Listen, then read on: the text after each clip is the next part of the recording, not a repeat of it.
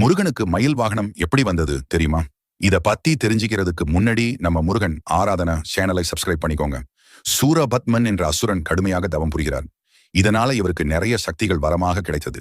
நமக்கு நிறைய சக்திகள் இருக்கிறது என்ற ஆணவத்தில் மக்களையும் தேவர்களையும் கஷ்டப்படுத்தினான். மக்கள் சிவபெருமானிடம் சென்று சூரபத்மனிடமிருந்து காக்குமாறு வேண்டுகிறார்கள்.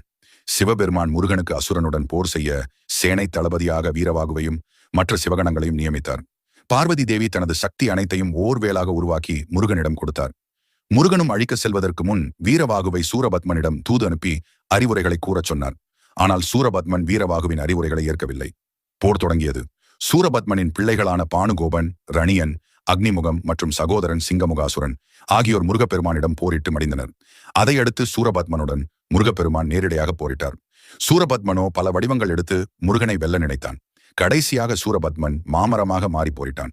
ஆனால் இதனை முருகப்பெருமான் வேல் மூலம்